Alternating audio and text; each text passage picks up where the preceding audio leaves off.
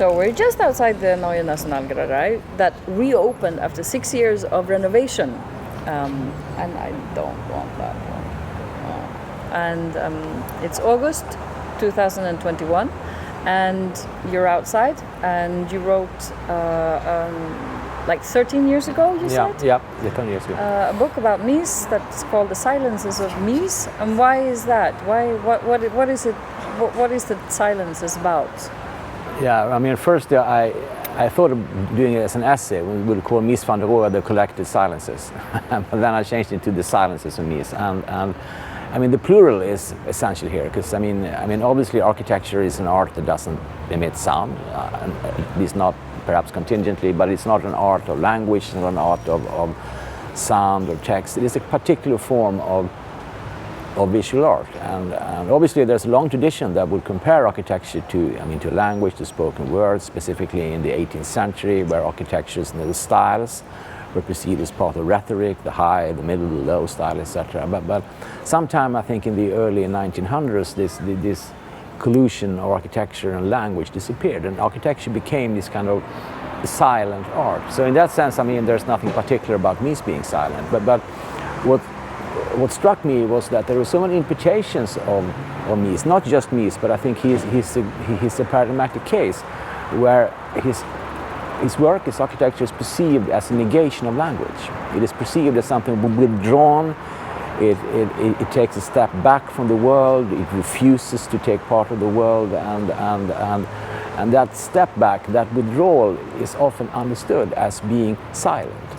And this is a kind of common, trope in readings of Mies, and it has been interpreted or has been theorized differently. You can say that this silence, as I said, is a kind of withdrawal, it's a negation, but it's also a withdrawal from the rhetoric of architecture to some kind of purity, and some people have perceived this as, utopian. There's a fusion of nature and technology, and others have understood it as being a negation of capitalism or the introjection or reification into these steel structures.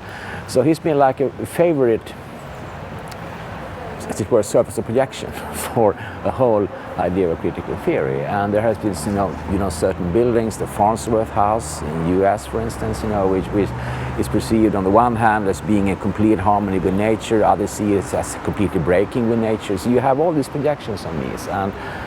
And of course, the very famous Seagram building in New York, in the interpretation of Manfredo Tafuri and Francesco Dalcò, they say this is like the end point of modernism. This is like the tragedy of modernism. And after that, quoting Marx, after this tragedy, it can only be repeated as a farce, in the kind of infinite, the infinite, as it were, profusion of high or late modernist corporate glass boxes that would come after Mies. But he would do the ultimate glass box, and after that there would only be parody. But I think this Neue Nationalgalerie, which was opening in 1968, was correct, in 1968. Yeah. This is his last work, as far as I know. It was, he came back from the US to Berlin. It was designed in the US, but built here in Berlin. And I think some people say this is like the quintessential part of Mies, because on the one hand, it steps back from the city, but it produces through these steel frames, with all these reference to classical architecture, the columns and all this, which is always part of the legacy of classical architecture, and Schinkel in particular. But it also produces this sense of seeing the city. So you see the artworks, or you see the city through the steel frames. And Fritz Neumeier, who edited Mies's collected writings, interesting book called Das kunstlose Wort, the artless word, the word without art. And Mies wouldn't like the term architecture. He thought that was too arty, so he called it Baukunst, the building art. So the book is called Gedanken zur Baukunst, Thought on Building Art. And so this silence here is a withdrawal, but it also allows you to see the city through the steel frames, and you can see the artworks and the city. So it's a kind of, as Neumeier writes, it is a source of light, because in nighttime you see it's lit up. It's like a diamond. Of course, now Berlin from '68, Berlin has changed a lot. This is a really different cityscape. Absolutely. But it was intended to throw light onto the city, while also you can see the city through the sky. So it's a kind of jewel that would somehow gather Berlin around itself. I don't know, this is Neu's interpretation. I'm not sure if Mies was old at the time. I'm not sure what he thought. But of course now when you see it today and with the new extension of Hassan and Rohe, you see the cityscape has been changed. So I don't know to what extent it is still able to function in that way as a kind of gathering symbol for the center of Berlin, now violently transformed.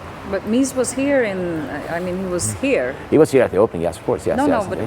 But in the beginning, before, yes, when Potsdamer Platz was an interesting Yeah, sure. I mean, he was part of the avant-garde in the 1920s. He designed the first, as a group, paper project, not real projects on the glass skyscraper of Friedrichstraße in the 20s. He was part of the editorial board of this avant-garde magazine called G, also Gestaltung, like giving form. And he was actually a theorist as well. After that, he would say, "I'm not doing theory," but he was doing theory, and he was projecting himself. Ludwig Mies van der Rohe is a taken name. He would design his careers in very many ways. So he was very conscientious. He was very, as it were, a very self-conscious architect, and he sat similar to Le Corbusier, who did the same. He would stage himself as this important architect before having actually built anything. This was very common. It still goes on today. So yes, he had a very important career, but didn't build a lot. And then he moved to the U.S. I would say after the war, this was stylized as being against the Nazi regime, but he wasn't really. I shouldn't say that he was a right-wing person, but I think he was apolitical. He wasn't that interested, and he actually moved to the U.S. because he couldn't get any commissions in Germany, and that's why he moved.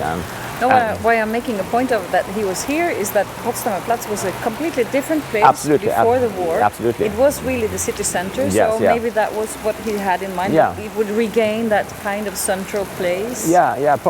Possibly, because this was like a ruinous landscape in 1968, of course, and so he would have understood this place and this very symbolic location of the new National Gallery in a very particular time. And of course, when Berlin has changed, the significance of the building will change too, and that's part of the problem, but also the fascination of architecture, because the buildings will remain, not forever, but they will be transformed as the cityscape around them is transformed. And I think the building obviously withstands these problems because it's such a marvelous building, and it will always gain new significance because of the changing surface of Berlin. Right.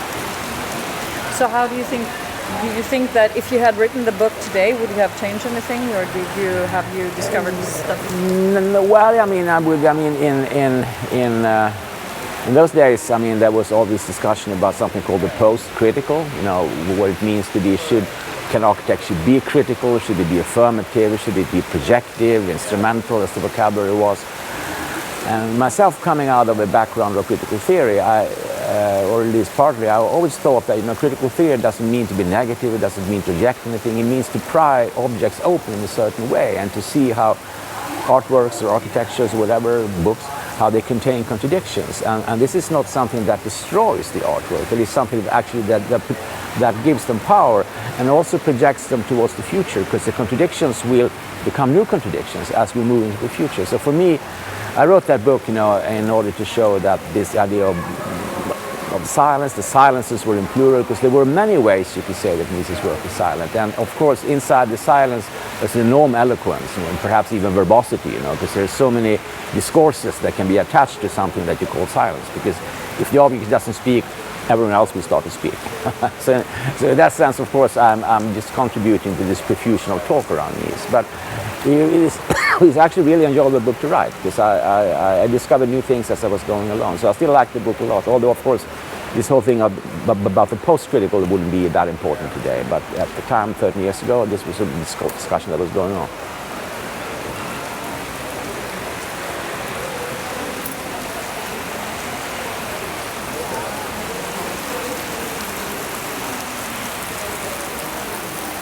Ja, bra. Fick med lite regn också. Det regnar inte på min dator, hoppas jag. Nej, det verkar som att allting är klart. Så här är din mask. Ja, där är det. Det var bara min telefon som blev lite blöt, det kan du ju köra.